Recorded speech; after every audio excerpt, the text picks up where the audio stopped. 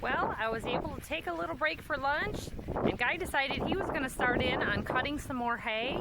We checked the weather a little bit later this morning after Trey was already half done with his tedding, and it is a week or more of dry weather at this point. Oh, beautiful birds. I don't know if they're red-winged blackbirds. I think they are. I had to take a science class when I was in college, and that was one of the things that they pointed out with the wetlands and all the environment, how everything was so important to the red-winged blackbirds. I saw an oriole up in my apple tree the other day.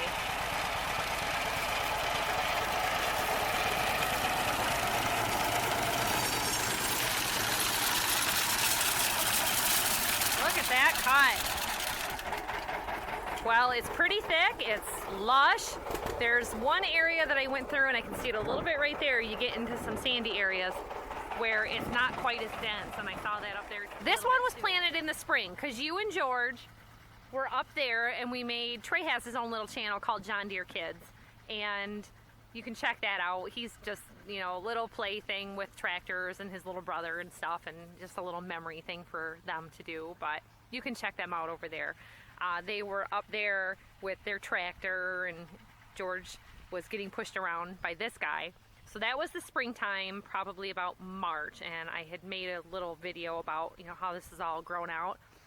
When his dad brought the drill over, we share a drill. You know, we're frugal as heck. It's a lot of one-time plantings, and, you know, to have that investment to buy a drill. Your co-ops do loan out drills also, so keep that in mind if you ever need a drill or need to do a planting, because you can borrow it from them. They put people in time slots apparently. So a lot of counties around here in Michigan have that. So there's some triticale growing here, and the drill went back to his dad's and came back, and the south field was planted later on in the summer, and I don't remember what month that was planted. But there is a lot more triticale there, and that stuff is over knee-high in that field. I kept thinking that it was rye. I knew it wasn't oats, but this is what it is right here. It's tall, grassy-looking stuff. So it's got really hollow, thick stems.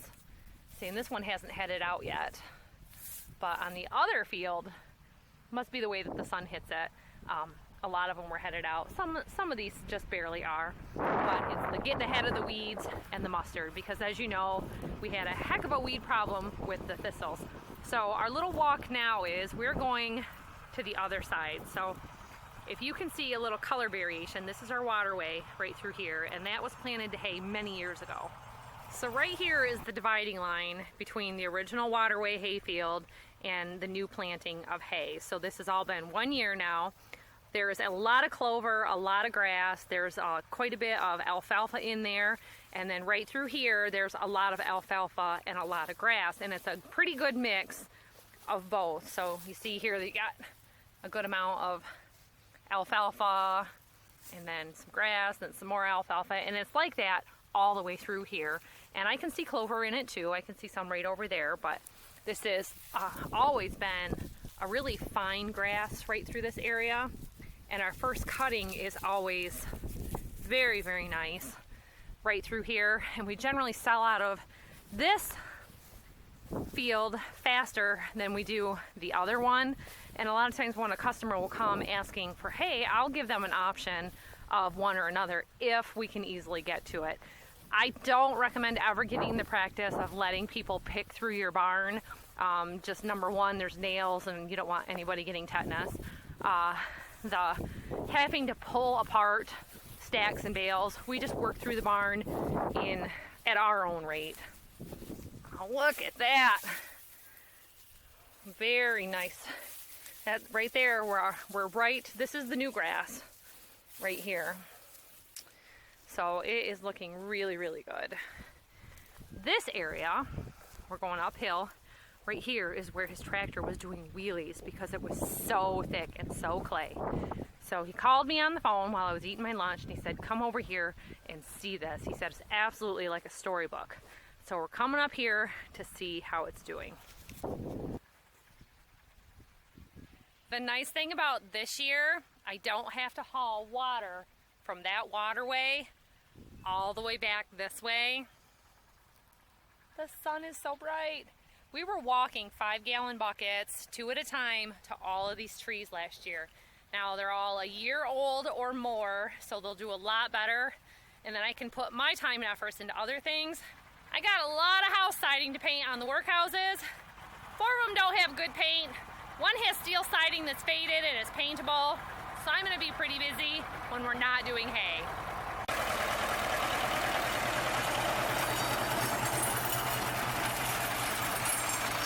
He's just clipping right along. Old Trey this morning, he was doing all his tedding in 3rd gear. Dad asked him if he wanted to go to 4th, and he just didn't care. He was just taking his time, enjoying his work. George is catching up with Trey down at the other end. He's about ready for a nap. He did all his own walking through those woods. When he was first born, we went walking down this road all the way down and back for our first walk after he was born in his little red stroller. And you know, farm kids and strollers, they don't go real well. He goes walking everywhere. Look at all that. So there is some grass in there, but it is a lot of clover and alfalfa. The cows are going to absolutely love this. So I'd better get back to work, back to that barn over there. He's going to need some place to put all this hay in a couple of days, and I got a whole lot of furniture projects going on.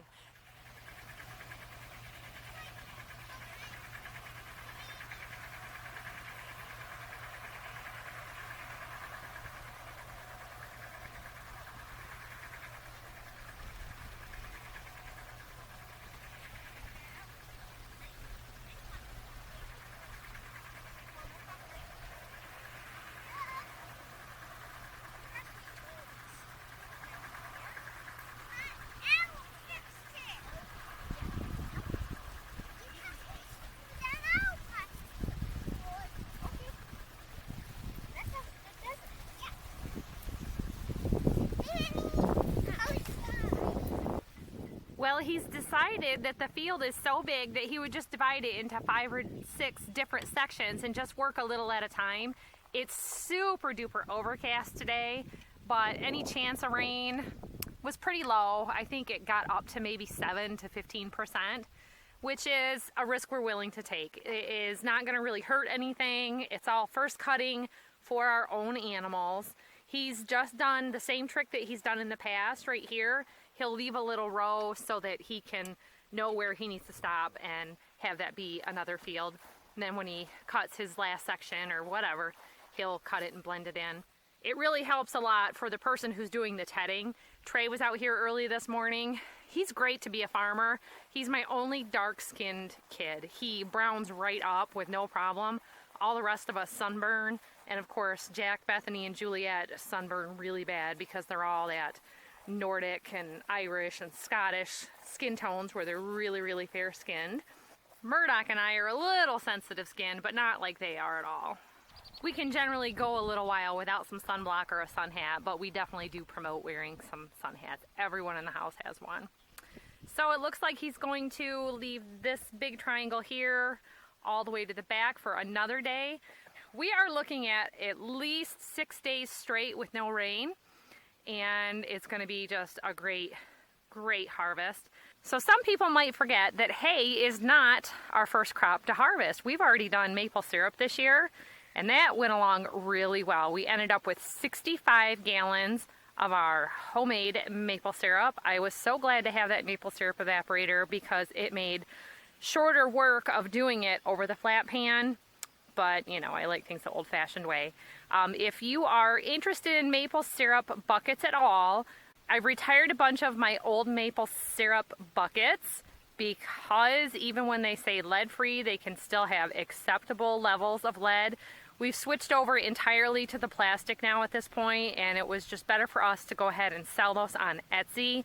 We are selling them locally to our neighbors and friends, and they make great porch and patio decorations for flower pots. So if you're wanting any of those straight from our farm and woods, you can find us over on Etsy through the link below or by punching in Honey Creek Farms, Sugar Bush, and Vintage Fine. So it's not a real tall cutting. It is really dense though with all of that clover, especially in alfalfa. Trey was already out this morning and he was out with the rake. He used up, I bought him 25 more hay rake teeth last night. Now tell me in the comments down below if you prefer the John Deere hay rake teeth over the Tractor Supply generic aftermarket teeth. Now they used to be $8 for the John Deere, so we started buying all of them at Tractor Supply because they don't last long.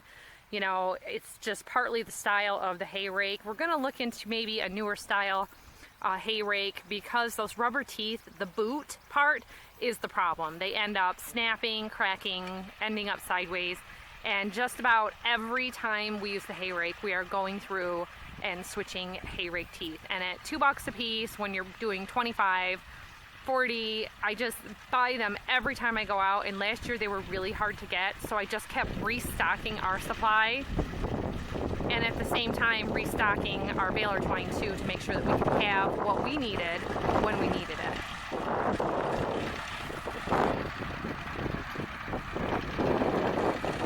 I'm hoping he's gonna take a break and stop. I brought him out some lunch. I got him a Polish dog and some coleslaw to eat and a nice cold iced tea. It's a good spot to stop, guy. There, oh, no, he says, I'm not doing it. He probably just assumed get it done with as cloudy as it is. Overnight, it was gonna be a 1 or 2 hour chance of up to 25, maybe a little higher percent of a chance of rain. So he said he's just gonna go ahead and do it because he wants to keep at it and stay ahead of these mustard. And we did find some thistles in it when we were walking, but nothing like what we've had before. And you know, having the opportunity to be able to cut it down while it's young, I think helps a lot.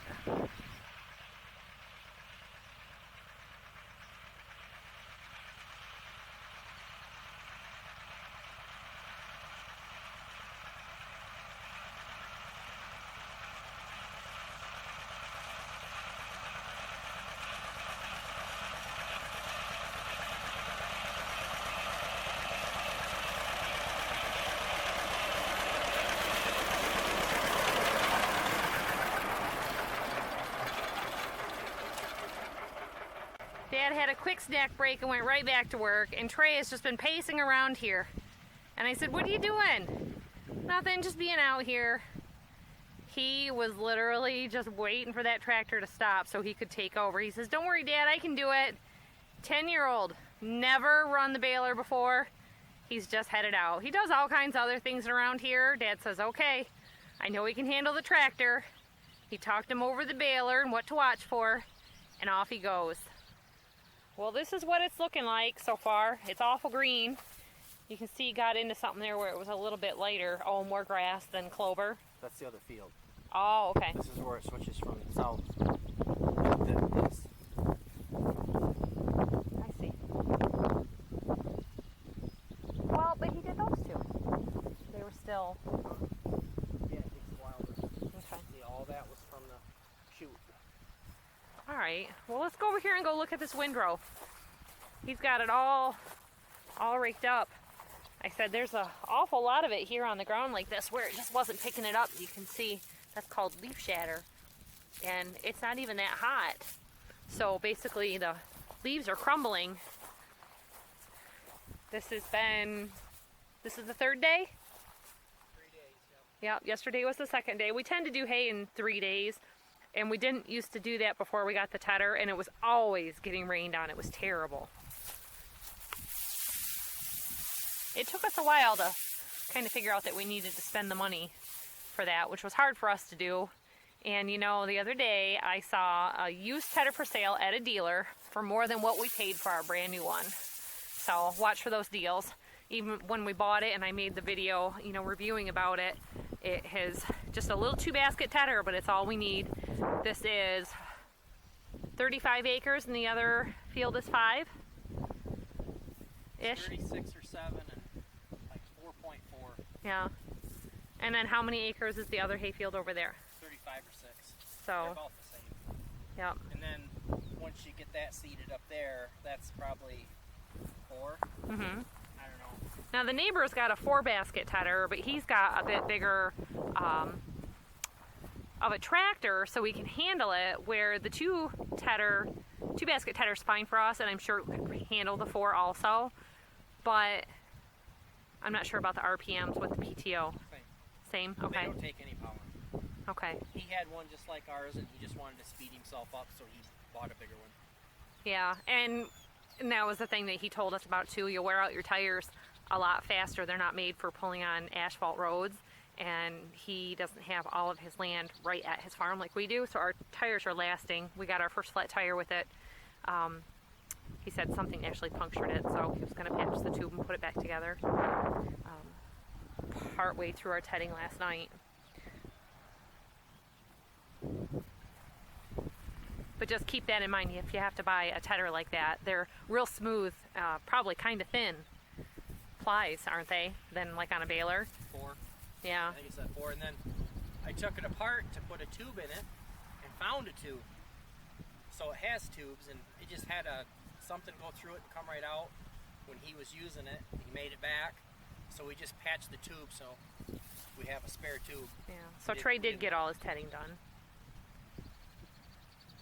And Trey was the guy who caught it too. He knows to watch for his equipment, so that's why we know he's okay doing this. He's just doing these 4 rows right here. Catches everything. Yeah, he's a good eye with his equipment. Here he comes. I better get on the other side. I'm gonna get run down.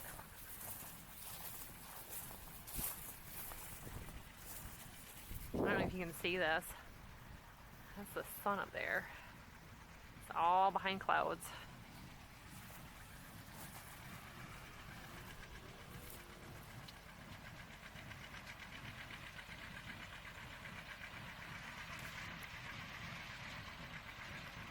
Pretty good for 10. He's doing really good for 10 or 20. His almost 15-year-old brother isn't out here doing it.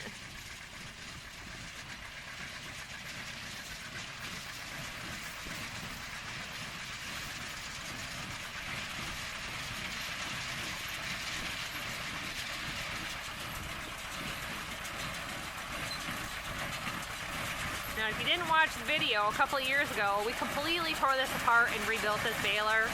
We did repainting on it, just all kinds of stuff. Some of the repaint where we put primer, it polishes right back up. So it's probably something you gotta kind of keep up on. It's not like it's baked on.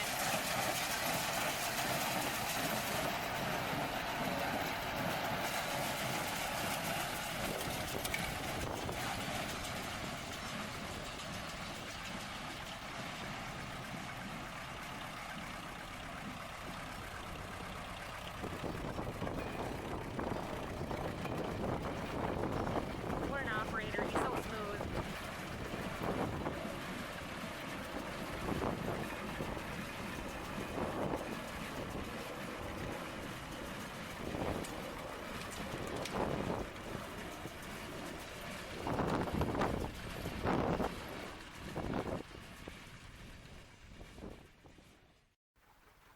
So it looks like he got a total of 33 bales over here on this side. So combined with what is over in the next field, we will have to do a pickup truck load or pick up some with the manure spreader. While we're out here, we'll just give you a little show of the babies. They're always together, even when the moms aren't together. This little guy, his mom's right over here hanging out. And she seems to always kind of keep her distance from this mom. She's just a bossy cow, and they tend to butt heads a bit. But it's nice that she let her baby go over to play. Well, here's a good pan for you of our south field. The first bale I felt over in the other field, I asked him if it was a bit too moist, and he said it was from this field, and it is because of all of this triticale that was in here that his dad had left in the planter. And anything that we put in this ground, we just figured it was going to be, you know, fed to the cows. It didn't matter what it was. But that's what all this lighter green stuff is, and it's a lot, you know, stemmier, like what you would expect of a first cutting. That is really coarse, whatever that is. Could be an alfalfa stem. So, you know, other livestock that may not eat it so much. Our cows love all this stuff. So we're getting low on the barn for sale hay and then what we feed the cows, and we want to be able to have the income from the hay that's saleable. So this will all get fed to the cows and it will get them through for a while. Now when I say a while, it's not that long. You'd be surprised at how much these cows eat. The batch of boy cows, we feed them anywhere from 6 to 8 bales a day. They generally have a little bit left over if we feed them 8. If I give them 6, they tend to clean it right up. Now they are getting grass in their pasture that they are nibbling on also at this point. And the girl cows get anywhere from 3 to 5 bales a day. Same thing, you give them too much, they start laying and pooping on it. We want to make sure that the moms and the babies are starting to eat all of that. Also, that they have enough food. There's always going to be some feed waste whenever you're doing livestock of any kind. We just want to keep it to a minimum. So this, like 140 bales, it'll last us a bit, but not terrible long. And we've got a whole rest of the field to do and the other 35 acres on the other side of the creek. So we'll see you next time for a lot more hay making, truck videos, paint flipping projects, do-it-yourself and repair videos. And don't forget to hit that notification bell so that you know when the next video comes out. Don't forget to give us a thumbs up at the end. It really, really helps us in the suggested videos over in the side. As always, we always appreciate you watching, and we'll see you next time. Bye-bye.